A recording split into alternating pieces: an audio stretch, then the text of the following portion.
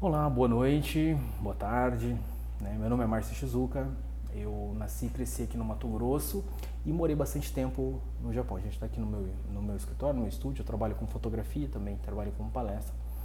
E vamos falar de um tema que eu acho que posso contribuir um pouquinho, pelo fato de ter morado no Japão durante 14 anos. Eu vivi aqui no Brasil até os 15 anos de idade. Em 97 fui para o Japão com minha família e morei lá dos meus 15 aos meus 29 anos de idade. Bom, vamos lá.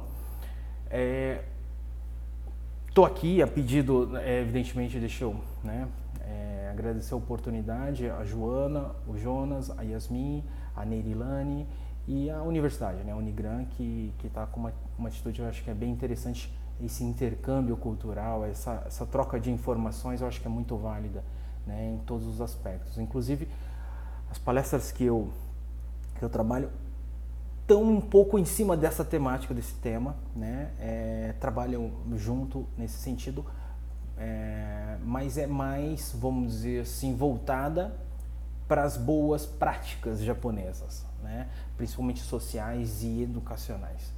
E no caso a proposta aqui é o que o Japão, vamos dizer assim, acrescenta na cultura, na sociedade brasileira, em contrapartida do que o Brasil pode e acrescenta na cultura japonesa. Vamos começar daqui para lá, daqui para lá. Bom, o Brasil e o Japão têm 120 anos de história, de amizade, de vamos dizer assim, dessa amizade, desse tratado internacional, que a princípio foi o Brasil cedia espaço para os japoneses virem morar, residir com suas famílias, e em contrapartida o japonês tinha que dividir, compartilhar os avanços, principalmente no quesito de agricultura e algumas ciências específicas que o Japão já detinha naquela época, Então foi este intuito. Então o Brasil ganhava com vamos dizer assim, essas mudanças nas tecnologias. Vou até dar o exemplo do meu avô, que quando veio para o Mato Grosso, foi o primeiro japonês a residir na cidade onde eu até nasci, que foi em Rondonópolis.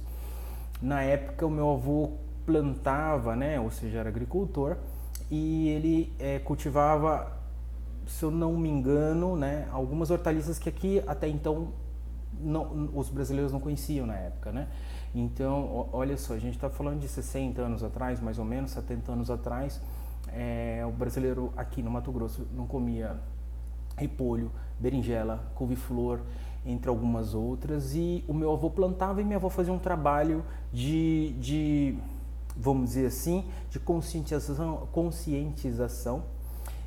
e educação alimentar, Vamos dizer assim, tentava ensinar os brasileiros a consumir esse tipo de produto. Então acho que isso daí é um exemplozinho pequeno, mas mostra desde lá de trás como que as coisas foram acontecendo. Hoje a gente está num nível muito maior, com volume de negociação absurdamente grande, as negociações amadureceram, evoluíram, enfim, o período industrial, o capitalismo fez com que hoje as esferas sejam, vamos dizer assim, bilionárias, E o Japão é uma grande potência, é o quarto maior país exportador, a quarta maior economia exportadora do planeta. Então ela exporta, em primeiro lugar, o veículo, o carro, depois componentes eletrônicos, entre outros, E o Brasil, em contrapartida, é um grande exportador de matéria-prima, não só minérios, ferro, que compõem, vamos dizer assim, a maior parte da estrutura do veículo, do carro, entre agricultura e pecuária também.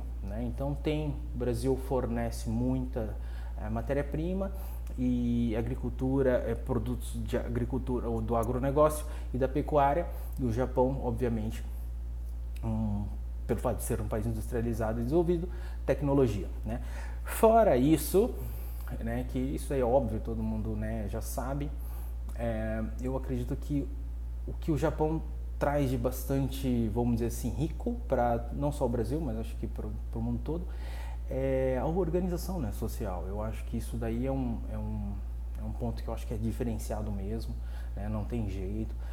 Eu me deparei com diversas situações onde a gente realmente vê que a gente está, infelizmente, bem atrás desse avanço, né? Vou dar um exemplo. Teve uma vez que um motorista, eu trabalhava numa empresa no Japão e contratava, terceirizava mão de obra, e um dos nossos funcionários motoristas, ao se deslocar de um ponto ao outro lá, ele bateu o carro e me ligou. Ele falou: Márcio, bati o carro. Eu falei assim: pô, machucou? Não machucou. Eu falei: então menos mal. Eu perguntei para ele onde ele estava, ele falou que estava perto de uma escola. Eu falei assim: não, pode deixar que eu vou chegar até aí perto. E aí fui até lá. Eu estava na rua também, aí fui com o carro, cheguei lá perto. Aí eu me deparei com a seguinte cena: o trânsito estava parado na rua, era uma rua pequena, de mão, né, dupla, vai e vem carro só. Pista simples, né, vamos dizer assim. Então eu encostei meu carro e fui de a pé. Na hora que eu cheguei lá perto, estava o nosso motorista, o japonês e o policial fazendo boletim de ocorrência, já estavam ali conversando. E na rua, eu olhei, tinha um senhor de paletó, era umas 3 horas da tarde. Esse senhor, ele estava paradinho em pé assim, e na rua eu vi 6 crianças, 2 com colete e bastão, uma virada para um lado, outra virada para o outro, 2 com pá e 2 com vassoura. Mas na hora que eu cheguei, eles já estavam terminando. Então eu olhei assim rapidinho, o senhor veio perto do motorista, do japonês e do policial, baixou a cabeça e entrou na escola. E as crianças saíram da rua, já estavam, fizeram uma fila assim, né, organizada assim, um do lado do outro, um brincando com o outro, inclusive. Baixaram a cabeça, né, assim, meio que sincronizado, né, o nosso famoso 3, 2, 1, vai. Lá eles falam, Seno. E eles abaixaram a cabeça e pediram licença e entraram para a escola. Aí eu entendi a situação. Eles estavam limpando o caco de vidro da batida do carro, né? Eram crianças assim, eu acho que de uma faixa etária de uns 10, 12 anos. E eu pensei assim, poxa, olha que bonito isso, né? Você imagina a situação. Eu não sei se era um bedel, um professor, um coordenador, eu não sei, um diretor da escola. Só que ele olhou a batida, deve ter, né? Presumo eu que deva ter acontecido daquele jeito. Pera aí, chama umas 6 crianças, dá um colete, bastão, sinalizador para parar o trânsito. Isso era 3 horas da tarde, estava um solzão. 2 pá e 2 vassouras, levou as crianças, eles limparam o caco de vidro da batida e voltaram para a sala de aula. Então, exemplos como esse, eu olhei assim, né, falei, cara, isso eu tenho que compartilhar com o máximo de pessoas que eu puder no Brasil, né? A nossa realidade é bem distante disso. Eu acho que o Japão, ele é bem notório, bem claro. Eles têm um orgulho muito grande de trabalhar, de suar a camisa, né? E eu estudei aqui, mais que ninguém, sei do que aqui no Brasil a gente tem esse estereotipo, infelizmente, triste, que eu acho que é o DNA que nasce a corrupção, a malandragem, que é aquela ideia de que o bem-sucedido é aquele que ganha muito e faz pouco, né? A gente, infelizmente, uma grande parte dos nossos jovens, eu digo que cada cidadão é uma peça, né, que encaixa numa engrenagem, e essa engrenagem é a sociedade. Se uma dessa peça tá defeituosa, evidentemente a peça do lado não vai rodar direito e assim sucessivamente, né, causando um efeito que a engrenagem não vai rodar. Então eu entendo assim que esse DNA de querer ganhar muito fazendo pouco faz com que o Brasil não cresça. Então, vamos lá, voltar para o tema aqui, que é o que o Japão traz de muito rico e que o Brasil leva para lá. Então, esses costumes, essa ideia, essa ideologia, eu acho que, sem sombra de dúvida, é uma das coisas que o Japão exporta, que eu acho muito lindo. A gente tem aquele exemplo da Copa do Mundo, que os brasileiros, os japoneses, depois do jogo, recolheram os lixos. Esse tipo de atitudes eu acho que é muito rico. Além da culinária, além dos carros bons, né? Além daquela filosofia, né, ideológica de honrar, né, por exemplo, o kamikaze, que, né, dava a vida dele em prol da nação, o harakiri, que é o ato de que o japonês envergonhado ele tirava a própria vida, né? Enfiando a espada na barriga. Esse tipo de atitude, não que eu, né, valorize, mas eu acho que é de uma nobreza filosófica assim, muito grande. E eu acho que é o DNA, vamos lá, né, japonês, que faz com que o resultado, no final das contas, seja atingido, igual eu disse, que é a quarta maior economia exportadora do planeta, sendo que é um país que no nosso estado do Mato Grosso, só no Mato Grosso cabe cinco Japãos, né? Vamos lá. E no Brasil, o que nós levamos para lá?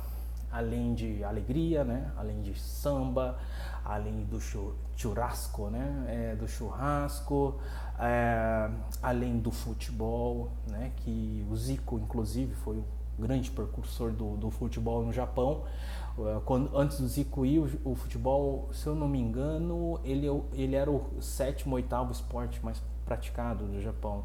Depois do período Zico, ele se tornou o segundo maior esporte, ou o segundo esporte mais praticado, só perdendo para o beisebol, né? Então ele popularizou o futebol lá, isso, né, devido à nossa cultura, né? E o Brasil, com certeza, não só para o Japão, mas para vários outros países, exporta muito produtos manufaturados, que é os minerais, enfim, no geral, e os produtos agrícolas e os produtos pecuários, né?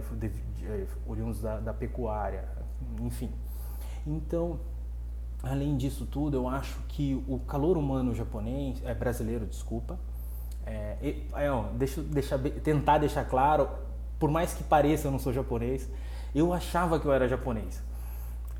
Sem brincadeira nenhuma, eu achava que eu era japonês, até ir para o Japão, chegar no aeroporto e olhar para aquele monte de japonês e falar: caraca, não tenho nada desse pessoal aqui, exceto a cara, né?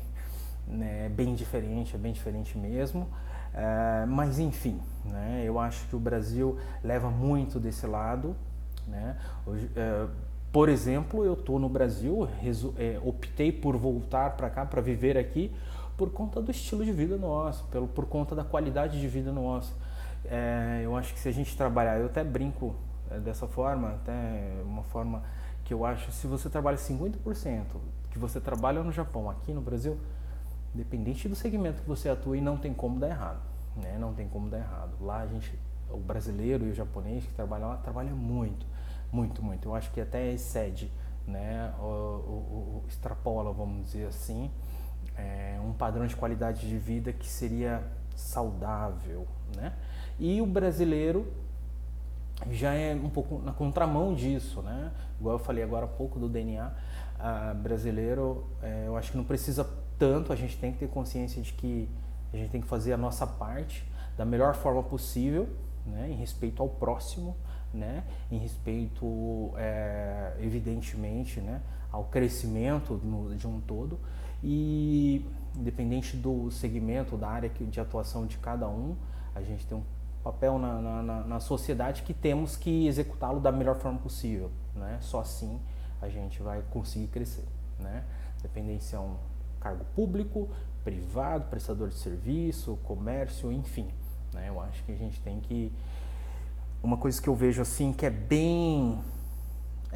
eu aprendi isso aí na prática, o japonês ele tem um negócio assim, de que quando você está trabalhando, você tem que ver o seu trabalho, que é dali que a sua família come o arroz, né? O arroz que está na sua mesa vem dali. Então isso daí é muito bonito isso, né? Tira a parte de salário, né?